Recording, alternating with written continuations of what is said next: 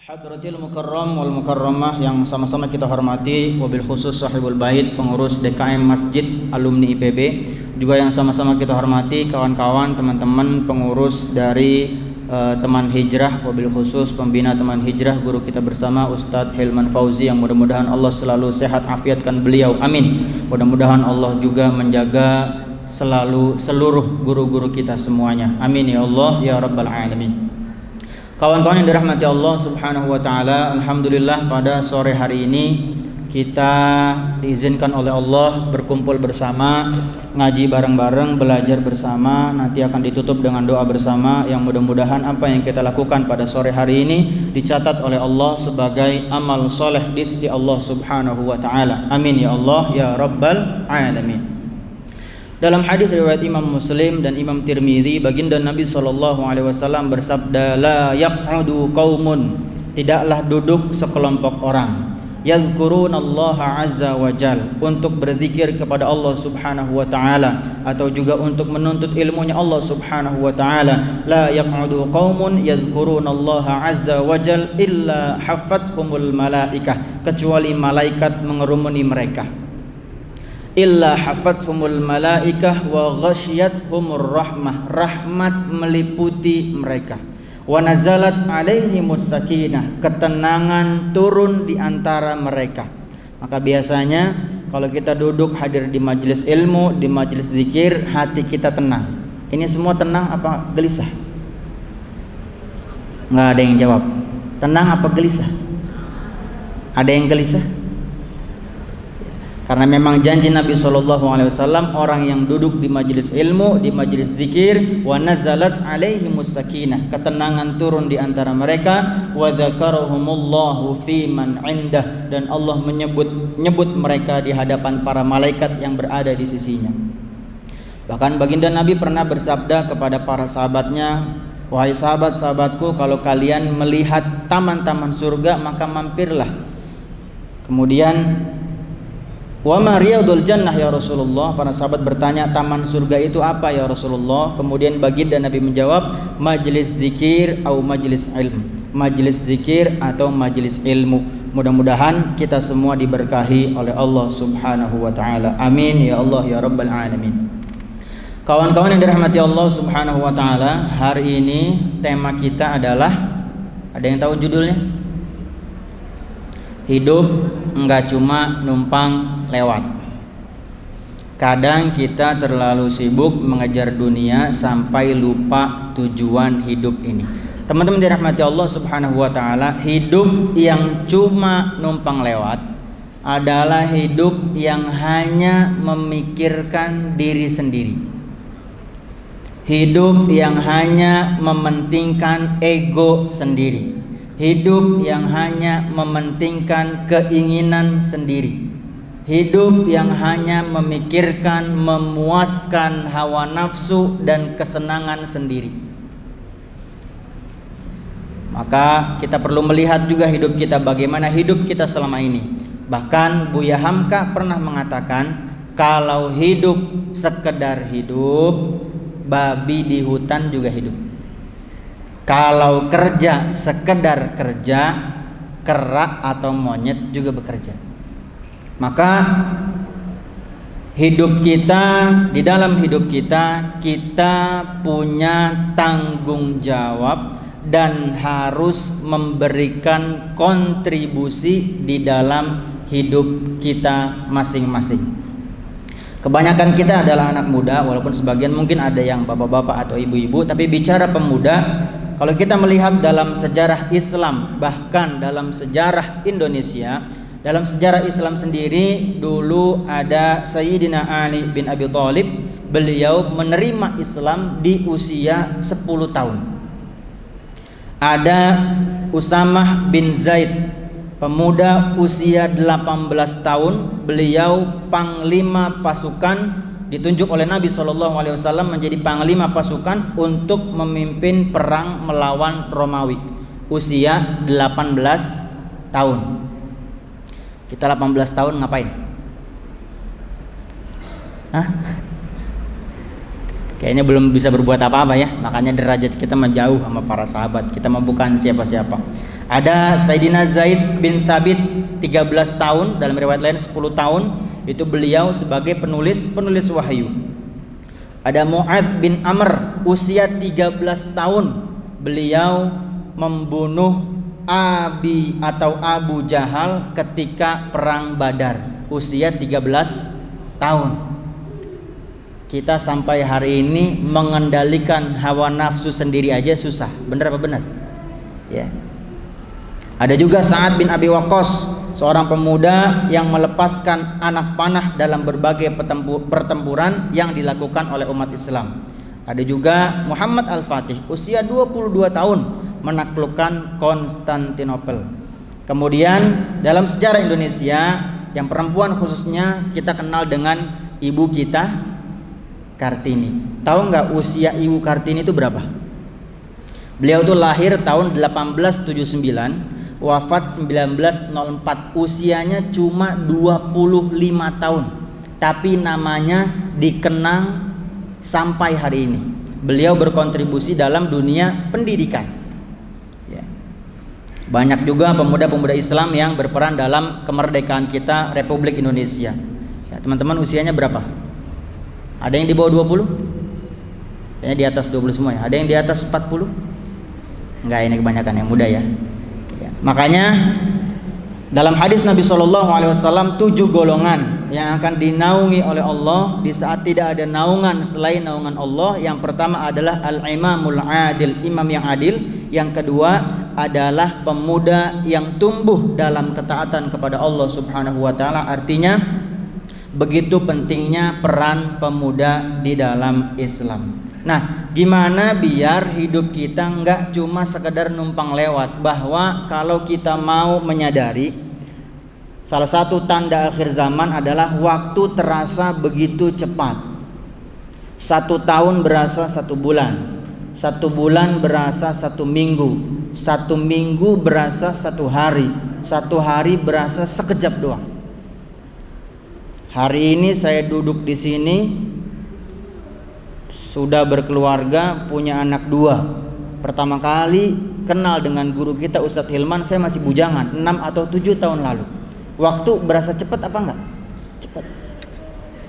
Dan ciri kenapa waktu hidup kita berasa cepat, karena kita terlalu menikmati dunia ini. Contoh, teman-teman yang suka drama Korea misalnya, itu nonton berapa episode yang suka, berasa cepat apa lama? Cepat. Saya dulu termasuk suka bola, El Clasico. Dulu zamannya Ronaldo di Madrid, Messi di Barcelona, El Clasico tuh 90 menit, berasa cuma 15 menit. Kenapa? Karena menikmati. Kita kalau ibadah berasa cepat apa lama? Coba tarawih 23 rakaat 1 juz, berasa cepat apa lama? Lama.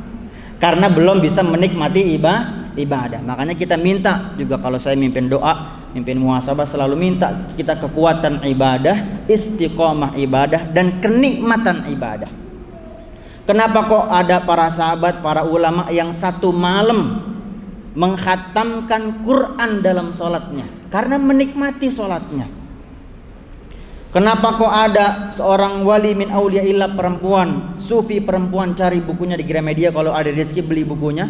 Beliau sholawat dalam 1 hari sampai 50.000 kali. Kenapa? 1, karena besar cintanya kepada baginda Nabi Muhammad sallallahu alaihi wasallam, dan beliau menikmati sholawat itu sehingga nggak berasa. Nah, teman-teman dirahmati Allah Subhanahu wa taala, kita di dalam hidup ini punya tanggung jawab dan harus berkontribusi setidaknya kepada 4 hal. Yang pertama, kita harus bertanggung jawab dan berkontribusi. Yang pertama adalah kepada diri kita sendiri. Kita harus bertanggung jawab dan berkontribusi terhadap diri kita sendiri. Kata Nabi SAW, kullukum ra'in wa kullukum mas'ulin an ra'iyatih. Setiap dari kalian adalah pemimpin, dan setiap pemimpin akan dimintai pertanggungjawabannya nanti di akhirat. Hadis riwayat Imam Bukhari. Maka kita harus bertanggung jawab atas diri kita, dunia dan akhirat. Dalam Quran surah Yasin Allah berfirman, "Al-yawma nakhtimu ala afwahihim wa tukallimuna aydihim wa tashhadu arjuluhum bima kanu yaksibun." Ayat 65. Al-yawma nakhtimu ala afwahihim, ya, nanti akan berbicara tangan kita, wa tukallimuna aydihim, tangan kita akan berbicara, wa tashhadu arjuluhum, kaki kita akan bersaksi. Maka kita perlu bertanggung jawab kepada diri kita sendiri, sehingga di dalam hidup kita harus banyak muhasabah di diri. Muhasabah artinya apa? Menghitung-hitung diri. Kata Sayyidina Umar bin Khattab radhiyallahu an, "Hasibu anfusakum qabla an tuhasabu." Hisablah diri kalian, hitung-hitunglah diri kalian sebelum nanti kalian dihisab di hadapan Allah Subhanahu wa taala. Wa tazayyanu lil ardil akbar, berhias dirilah kalian, persiapkanlah diri kalian lil ardil akbar, untuk hari yang besar, yakni yaumil qiyamah. Fa inna ma yakhiful hisabu yaumal qiyamah ala man hasaba nafsahu fid dunya. Hisab nanti di akhirat akan menjadi ringan bagi siapa yang suka menghisab dirinya di dunia. Maka kita akan bertanggung jawab dunia dan akhirat tentang diri kita sendiri. Kita tidak akan bertanggung jawab tentang dosa orang lain. Maka kita tidak perlu repot-repot ngurusin dosa orang lain. Orang yang mengenal dirinya, kata seorang ulama, maka akan sibuk dengan kekurangannya sendiri, bukan dengan kekurangan orang lain. Kalau kita masih sibuk dengan kekurangan orang lain, artinya kita belum mengenal siapa diri kita sebenarnya. Teman-teman yang dirahmati Allah Subhanahu wa taala, bahkan dalam hadis lain disebutkan bahwa tidaklah kedua kaki seorang hamba beranjak dari tempat hisabnya nanti di yaumil hisab kecuali ditanya 4 perkara. 1, umurnya, untuk apa dia habiskan. Kedua, jasadnya, badannya, untuk apa dia gunakan. Yang ketiga, ilmunya, apakah telah dia amalkan. Yang keempat, hartanya, dari mana dia peroleh dan kemana ia belanjakan. Dari nomor 1 aja, umurnya, buat apa dia habiskan. Kalau Allah menghisap detail, menghitung detail rinci satu persatu diri kita, dari usia kita, dari dosa kita, kira-kira kita ada yang selamat apa enggak? Enggak ada. Makanya doanya apa? Rabbana zalamna anfusana wa illam taghfir lana wa tarhamna lanakunanna minal khasirin. Ya Allah, kami hamba-Mu yang zalim. Rabbana zalamna anfusana wa illam taghfir lana wa tarhamna. Kalau Engkau tidak mengampuni kami, kalau Engkau tidak menyayangi kami, lanakunanna minal khasirin, maka kami termasuk orang yang rugi, orang yang celaka. Na'udzubillahi min dzalik. Bahkan dalam hadis lain disebutkan kita harus memanfaatkan 5 perkara sebelum 5 perkara. Yang pertama, manfaatkan waktu mudamu sebelum waktu tuamu. Makanya dalam hadis qudsi Allah menyebutkan, Allah mencintai, Allah memberikan 1 cintanya untuk orang tua yang bertakwa, tapi Allah memberikan 2 cintanya sekaligus untuk anak muda yang bertakwa. Yang lebih banyak godaannya yang tua apa yang muda? Enggak ada yang jawab. Yang tua apa? Yang tua apa yang muda? Yang muda. Makanya Allah memberikan 2 cintanya sekaligus. Yang selanjutnya, manfaatkan waktu sehatmu sebelum waktu sakitmu. Iqtanim khamsan qabla khamsin, manfaatkan 5 perkara sebelum 5 perkara. Yang selanjutnya, manfaatkan waktu luangmu sebelum waktu sibukmu, termasuk, mohon maaf, saya dulu pernah dinasihatin sama dosen saya sebelum saya nikah. Manfaatin waktu ketika masih jomblo. Kan ketika jomblo mikirnya nikah mulu ya. Bener apa bener? Ini aja jawab. Dari tadi nggak jawab. Jujur banget. Kata dosen saya dulu begini, manfaatin waktu kalian masih bujangan, masih gadis, belum nikah. Kenapa? Karena waktu ibadah, artinya waktu ibadah hablum minallahnya itu lebih banyak ketika ada sebelum nikah daripada sudah nikah. Walaupun memang dalam kitab Uqudul Jan kalau tidak salah ya, 2 rakaat orang yang sudah menikah lebih baik daripada 70 rakaat daripada orang yang belum nikah. Saya ulangi, 2 rakaat yang dilakukan orang yang sudah menikah lebih baik daripada 70 rakaat yang dilakukan orang yang belum nikah. Tapi artinya kalau ibadah sehari-hari hablum minallah itu lebih luang waktu sebelum nikah daripada sesudah nikah. Makanya nanti kita bahas juga ada tanggung jawab dan kontribusi kita terhadap keluarga. Istri nanti punya peran, suami punya peran, ayah punya peran, ibu punya peran. Coba jomblo, punya peran apa enggak? Ketawa-tawa. Ya, maka lebih banyak waktunya. Nah, dalam hadis disebutkan manfaatkan waktu luangmu sebelum waktu sibukmu dan manfaatkan waktu hidupmu sebelum nanti waktu matimu. Teman-teman dirahmati Allah Subhanahu wa taala, cara kita berkontribusi kepada diri kita sendiri, yang pertama kita harus ingat-ingat apa tujuan kita diciptakan. Wa ma khalaqatul jinna wal insa illa liya'budun. Tidaklah aku ciptakan jin dan manusia kecuali untuk beribadah kepadaku. Quran surah Az-Zariyat ayat 56. Teman-teman dirahmati Allah, ketika kita ibadah, buah dari ibadah itu, hasil dari ibadah itu, buat Allah apa buat kita? Buat kita. Kita berbuat baik, melakukan amal soleh, pahalanya buat Allah apa buat kita? Buat kita. Maka beribadah adalah cara kita berkontribusi kepada diri kita sendiri. Hal jazaa'ul ihsani illal ihsan. Tidaklah kebaikan kecuali dibalas dengan kebaikan. Maka berbuat baik adalah kebutuhan. Berbuat baik adalah kebutuhan, karena kebaikan itu sendiri akan kembali lagi kepada kita. Cara kita berkontribusi kepada diri sendiri yang pertama adalah ibadah kepada Allah Subhanahu wa taala, yang kedua adalah menjaga diri dari maksiat. Ketika kita berbuat buruk, dosanya buat orang lain apa buat kita? Buat kita.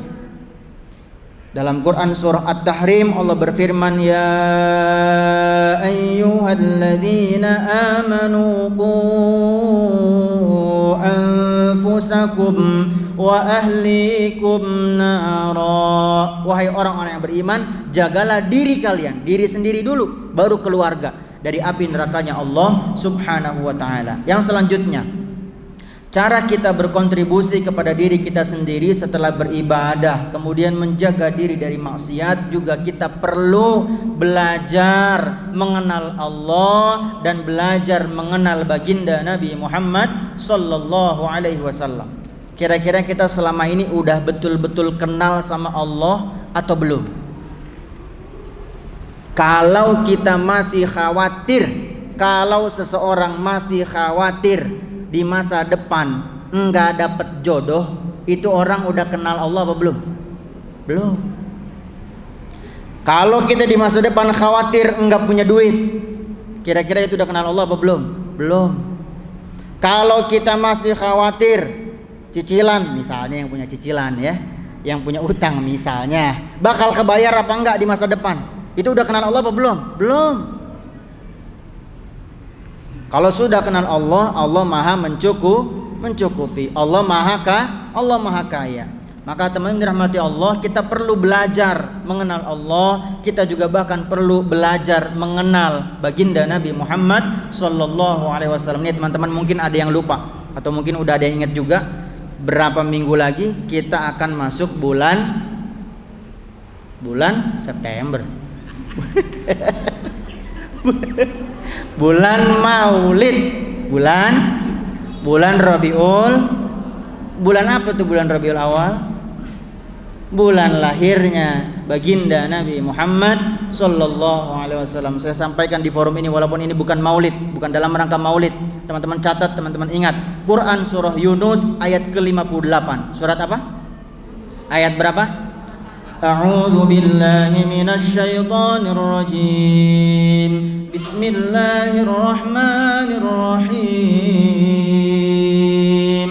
Qul bifadlillahi wa birahmatihi fabidzalika falyafrahu huwa khairum mimma yajma'un. Qul bifadlillah, katakanlah dengan karunia Allah.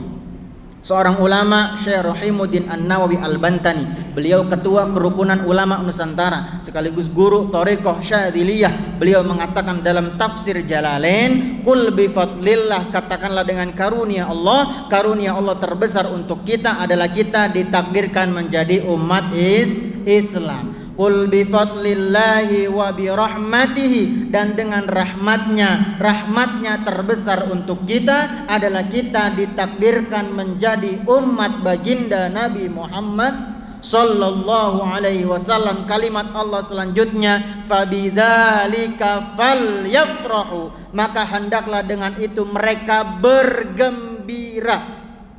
Kita diperintahkan bergembira karena kita sudah ditakdirkan menjadi umat Islam dan menjadi umat baginda Nabi Muhammad sallallahu alaihi wasallam. Huwa khairum mimma yajma'un, yang nikmat menjadi umat Islam, nikmat menjadi umat Nabi Muhammad sallallahu alaihi wasallam ini adalah huwa khairum mimma yajma'un, lebih baik dari apa yang mereka kumpulkan di dunia. Nikmat menjadi umat Islam, menjadi umat Nabi sallallahu alaihi wasallam, lebih besar nikmat ini daripada nikmat istri kita, daripada nikmat suami kita, bahkan dari nikmat orang tua kita, bahkan dari nikmat harta yang kita kumpulkan. Falyafrahu, kita diperintahkan bergembira. Maka orang yang merindukan baginda Nabi sallallahu alaihi wasallam sebelum masuk bulan Maulid, dia sudah bergembira. Kenapa kita belum bergembira? Kenapa kita susah bergembira dengan nikmat lahirnya baginda Nabi sallallahu alaihi wasallam? Karena kita sibuk memikirkan keinginan kita sendiri. Benar apa benar? Mohon maaf agak semangat. Jangan kaget, ya. Fabidzalika falyafrahu, catat baik-baik. Maka masuk bulan Maulid harus bahagia. Menjelang 12 Rabiul Awal harus bahagia, harus bergembira. Walaupun misalnya nyari jodoh belum ketemu-temu misalnya. Walaupun misalnya habis diputusin misalnya ada yang udah lamaran belum enggak jadi nikah misalnya. Kayak kemarin tuh viral, ada yang lihat enggak di Instagram? Laki-laki lamaran di Jawa Tengah apa Jawa Timur ya, udah bawa-bawaan, ditolak. Oh iya, gara-gara apaan? Tamunya terlalu banyak. Lucu juga. Terus yang lucunya lagi, ini nggak nyebut nama, jadi nggak ngomongin orang ya, ini mah cerita doang, mumpung inget. Kemudian apa? Barang-barang seserahannya diterima. Gitu, jangan kayak gitu ya. Gitu. Selalu kalau diterima perempuan masih banyak ya. Tapi saya udah punya istri, jadi nggak bisa ngelamar lagi. Sampai mana tadi lupa kan jadinya. Kalau kita pun hari ini banyak masalah, banyak ujian, banyak kesempitan, banyak kesulitan menjelang bulan Rabiul Awal, fabidzalika falyafrahu, kita wajib bergembira. Salah satu bukti kegembiraan kita, kebersyukuran kita dengan lahirnya baginda Nabi sallallahu alaihi wasallam adalah kita memperbanyak membaca sholawat kepada baginda Nabi Muhammad sallallahu alaihi wasallam. Pertanyaannya, udah berapa banyak sholawat kita selama ini buat baginda Nabi Muhammad sallallahu alaihi wasallam? Rabi'atul Adawiyah 50.000 sehari. Imam Al-Haddad 25.000. Bisa nggak kita kayak gitu Ustadz? Bisa. Buka Google, ntar pulang dari sini, jangan sekarang. Penelitian perempuan di Indonesia ngomongnya sehari semalam tidak kurang dari 20.000 kata. Bawel apa bawel? Bawel nggak? Maka kurangi kata-kata yang tidak penting, kata-kata yang tidak perlu, menjadi memperbanyak salawat kepada baginda Nabi Muhammad sallallahu alaihi wasallam. Aulan nasi bi yaumil qiyamah, yang paling dekat denganku nanti di hari kiamat adalah yang paling banyak bersalawat kepadaku, bukan yang paling banyak followernya, bukan yang paling banyak duitnya, bukan yang paling ganteng, bukan yang paling cantik, bukan yang paling tinggi jabatannya, tapi yang paling banyak bersalawat kepada baginda Nabi Muhammad sallallahu alaihi wasallam. Sudah jam 17.20 ya. Kemudian cara kita berkontribusi kepada diri kita sendiri dalam urusan dunia juga, kita perlu menjaga kesehatan. Kita tuh sakit karena ulah kita sendiri atau tiba-tiba sakit? Orang nauzubillah min dzalik, orang kena penyakit gula, apa tiba-tiba kena penyakit gula? Enggak. Sekarang lagi banyak di mana-mana ya, itu lari ya, jalan kaki, saya baru sekali-kali gitu. Itu bagian dari kontribusi kepada diri kita sendiri. Kemudian yang lainnya adalah kita juga perlu menuntut ilmu atau mengupgrade diri kita, bahwa ilmu yang kita pelajari itu juga untuk bekal hidup kita dunia dan akhirat. Yang nomor 2, kita perlu bertanggung jawab dan berkontribusi kepada keluarga kita. Kalau kita seorang ayah atau seorang suami, maka kita tanggung jawab dunia dan akhirat tentang anak dan istri kita. Tadi saya sebutkan, ya ayyuhalladzina amanu qu anfusakum wa ahlikum naro, bahwa tanggung jawab seorang ayah, tanggung jawab seorang suami bukan hanya mencari nafkah, tapi juga menyelamatkan anak istrinya dari api nerakanya Allah Subhanahu wa ta'ala. Kalau kita seorang ayah atau seorang suami, maka kita perlu atau wajib berkontribusi kepada keluarga kita dalam bentuk satu, ekonomi, kedua, ilmu agama, bahwa istri kita kudu diajarin, anak kita harus kita ajarin ajaran agama tentunya, atau yang paling utama. Kemudian kita juga perlu memberikan uswatun hasanah atau contoh yang baik. Yang selanjutnya, jika kita seorang istri atau seorang ibu, maka tanggung jawab dan kontribusi seorang istri atau seorang ibu adalah seorang istri juga akan bertanggung jawab bagaimana perbuatannya, akhlaknya kepada suaminya. Maka nanti di akhirat ketika seorang istri dihisab, dipanggil dulu suaminya. Sebelum dicek sholatnya dan lain-lain, dipanggil dulu suaminya. Apakah suaminya ridho, apakah suaminya rela atas perbuatan istrinya selama di dunia. Kalau suaminya ridho, maka perjalanan seorang istri menjadi lancar. Maka lebih enak istri duluan yang meninggal apa suami? Dua-duanya. Kalau dipikir sebenarnya lebih enak istri duluan. Kenapa? Ketika bukan ngedoain, ini juga istri saya kan lihat, bukan ngedoain, bukan. Tapi kalau istri meninggal duluan, kemudian suaminya ridho, dia selamat dari azab kubur. Enak apa enak? Enggak dijawab, karena banyak yang belum nikah ya. Mudah-mudahan dapat jodoh yang soleh, amin. Kemudian kita percepat sedikit. Jika kita seorang anak, kita semua seorang anak, maka kita punya tanggung jawab dan kontribusi kepada orang tua kita. Quran surah Al-Isra surah ke-17 ayat 23. Wa qada rabbuka alla ta'budu illa iyyahu wa bil walidaini ihsana. Wa qada rabbuka alla ta'budu illa iyyahu wa bil walidaini ihsana. Dan Tuhanmu telah memerintahkan agar kamu jangan menyembah selain Dia, dan hendaklah berbuat baik kepada ibu bapak. Jika salah seorang di antara keduanya atau kedua-duanya sampai berusia lanjut dalam pemeliharaanmu, maka sekali-kali janganlah engkau mengatakan kepada keduanya perkataan dan janganlah engkau membentak keduanya, dan ucapkanlah kepada keduanya perkataan yang baik. Kata Ustadz Umar Mita, ini juga yang sedang kalau boleh kita takut kehilangan ya. Kita tuh paling takut kehilangan orang tua. Anak yang usianya 30 sampai 40 tahun dan mendapati orang tuanya masih ada, itu adalah anugerah yang sangat besar.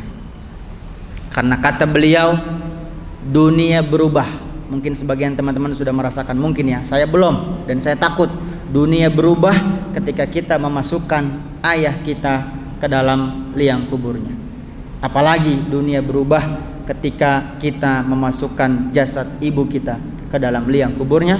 Mudah-mudahan Allah panjangkan umur kedua orang tua kita. Amin ya Allah ya Rabbal Alamin. Yang ketiga, kita harus bertanggung jawab dan berkontribusi kepada agama kita. Maksudnya bagaimana Ustadz? Kita sebagai umat Islam punya tanggung jawab menunjukkan kepada sesama kita dan kepada umat yang lain bahwa Islam ini adalah agama yang rahmatan lil alamin. Orang tuh kalau tidak mempelajari Islam, orang-orang di luar Islam, dia mungkin tidak mempelajari Islam, tapi dia melihat Islam dari kita umat Islam. Islam yang rahmatan lil alamin adalah Islam yang saling menjaga, saling menghormati, saling menghargai, ya.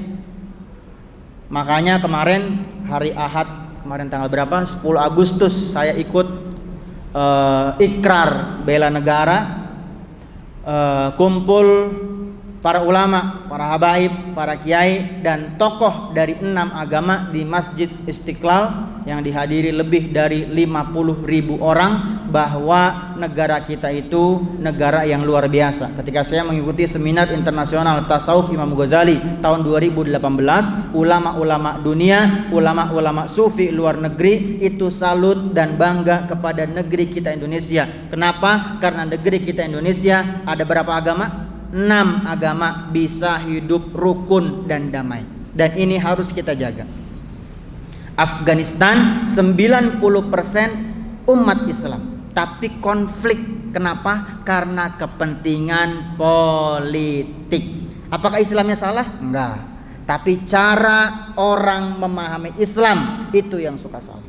Yang membunuh Sayyidina Ali karramallahu wajhah, siangnya puasa, malamnya sholat malam, dia hafal Quran 30 juz, tapi dia salah cara memahami Islam, maka dia membunuh seorang sahabat, yakni Sayyidina Ali bin Abi Thalib. Na'udzubillahi min dzalik.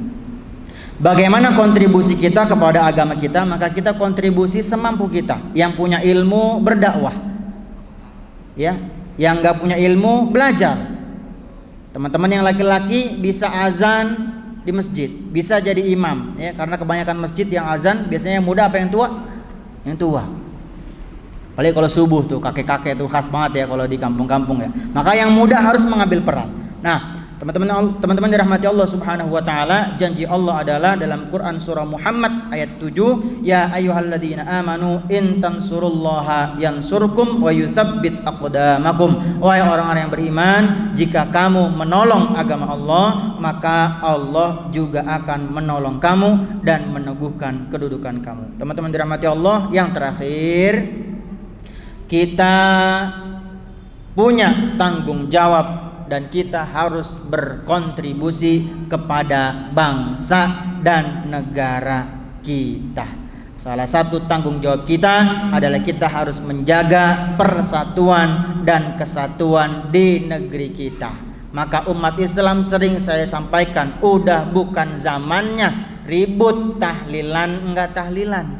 Udah bukan zamannya ribut subuh kunut atau tidak kunut, dua-duanya betul. Yang salah yang tidak sholat subuh. Setuju?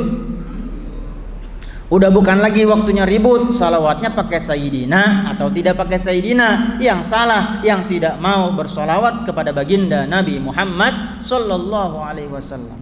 Udah bukan lagi waktunya ribut zikir pakai tasbih yang batu-batu apa pakai tangan, zikirnya keras-keras apa kenceng-kenceng. Ada yang zikirnya la ilaha illallah, la ilaha illallah. Ada yang la ilaha illallah, la ilaha illallah, la ilaha illallah. Dua-duanya betul. Yang salah yang tidak mau berzikir.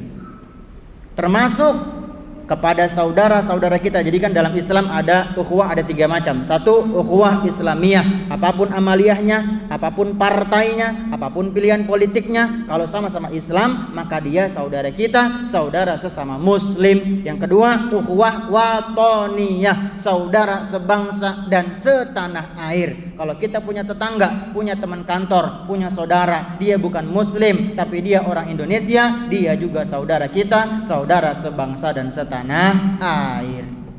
Yang ketiga, ukhuwah insaniyah, saudara sesama manusia. Kalau ada orang yang bukan Islam dan bukan orang Indonesia, dia juga saudara kita, saudara sesama manusia. Kontribusi kita kepada bangsa dan negara ini adalah salah satunya nih 17-an biasanya pada aktif kegiatan sosial. Itu bentuk kontribusi atau bukan? Bentuk kontribusi. Ya. Kemudian ikut melestarikan kebudayaan Indonesia. Kemudian termasuk ketika kita menuntut ilmu yang setinggi-tingginya. Makanya guru kami Maulana Al-Habib Lutfi bin Yahya berkata, jangan semua di pesantren, ya. Ada yang jadi ustadz, ada yang jadi kiai, ada yang jadi ahli pertanian. Jadi ahli pertanian kalau dilakukan atau dimanfaatkan dengan hal yang baik itu ibadah atau bukan? Ibadah. Kalau semua jadi ustadz, semua jadi kiai, siapa yang jadi jamaahnya? Benar apa benar? Ada ahli teknologi, ada ahli pertanian, ada ahli ekonomi dan lain sebagainya. Mudah-mudahan kita semua bisa selalu berkontribusi untuk diri kita khususnya, untuk keluarga kita, juga untuk bangsa dan negara, juga untuk agama kita. Amin ya Allah ya Rabbal Alamin. Kalau ada sesi pertanyaan, satu pertanyaan aja dipersilahkan. Waalaikumsalam warahmatullahi wabarakatuh. Yang pertama, kalau seorang wanita pernah melakukan zina, kemudian dia memiliki anak, apalagi anaknya perempuan, maka bapaknya tidak bisa menjadi wali. Kemudian kami pernah bertanya kepada guru kami, jadi kalau kasusnya seperti itu, biasanya siasatnya akad nikahnya, kalau bapaknya masih ada ya, itu akad nikahnya 2 kali. Jadi yang pertama di KUA, nggak ada yang tahu, pakai wali hakim. Yang kedua pura-pura pakai bapaknya. Kenapa? Biar tidak kan orang bertanya-tanya dong, kenapa bapaknya nggak jadi wali? Kalau bapaknya masih ada.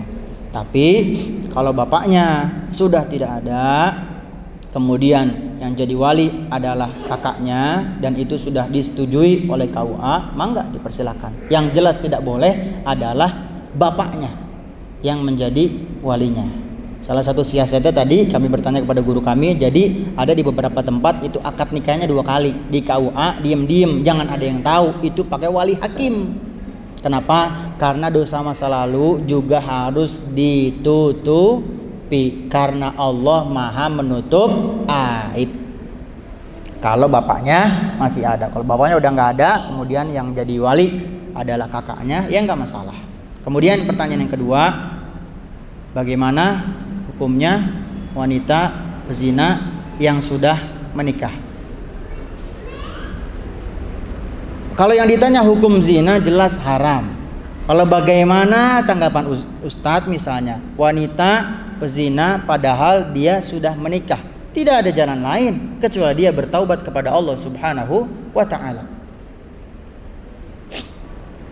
Lalu kalau itu dalam Islam, kalau itu dilakukan sebelum menikah, ya kalau hukum Islam kan makanya kita ngeri ya, harus dirajam. Kalau sebelum nikah dalam satu riwayat 80 kali, kalau sudah menikah dirajam sampai wafat.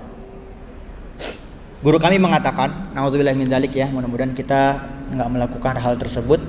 Kalau orang sudah menikah, ini catat baik-baik dan saya catat juga dalam diri saya.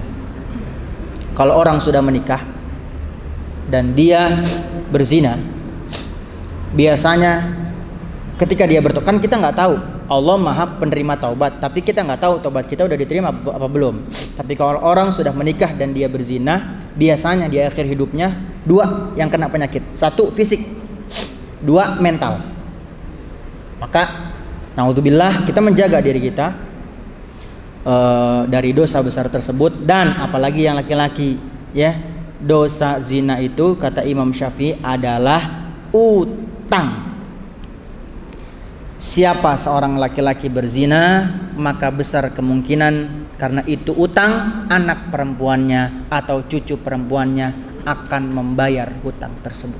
Na'udzubillahi min dzalik. Tapi masih bisa ditebus nggak Ustadz? Ya nggak ada yang nggak mungkin buat Allah Subhanahu wa ta'ala. Yang jelas ketika seseorang melakukan dosa kecil apalagi dosa besar, nggak ada jalan lain kecuali tubu ilallahi taubatan nasuha. Bertaubatlah kepada Allah dengan taubat yang sebenar-benarnya. Dosa terbesar adalah ketika kita menganggap Allah tidak mampu mengampuni dosa-dosa kita. Na'udzubillahi min dzalik. Ada teman misalnya cerita ke kita, saya kemarin berzina sama perempuan, kayaknya saya nggak bakal bisa nih diampunin sama Allah. Nah, kalimat kayaknya saya nggak bisa diampunin Allah itu lebih besar dosanya daripada berzina. قل يا عبادي الذين أسرفوا على أنفسهم لا تقنطوا من رحمة الله.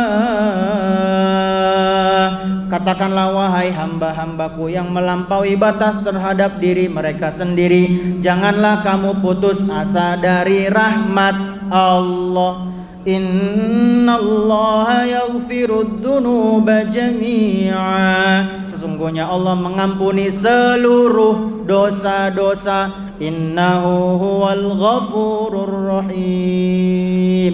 Sesungguhnya Dialah Allah yang Maha Pengampun lagi Maha Penyayang. Wallahu a'lam bishawab.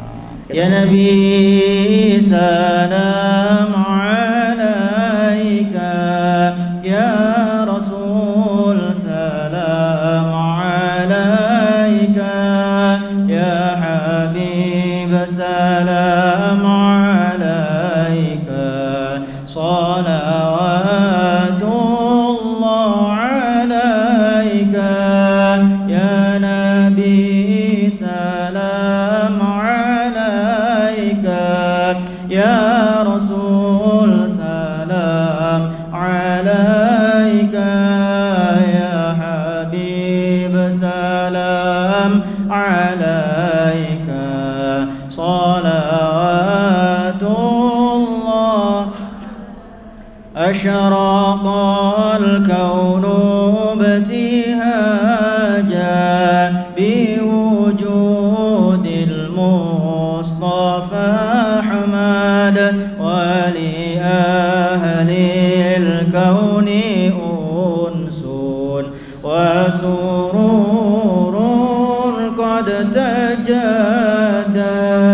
يا نبي سلام عليك، يا رسول سلام عليك، يا حبيب سلام عليك، صلوات الله عليك.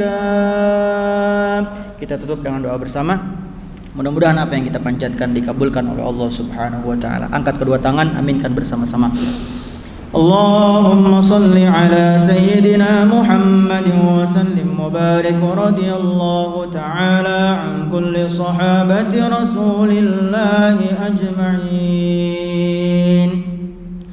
Alhamdulillahi rabbil alamin, hamdash shakirin, hamdan na'imin, حمدا يوافي نعمه ويكافئ مزيدا. يا ربنا لك الحمد كما ينبغي لجلال وجهك الكريم ولعظيم سلطانك.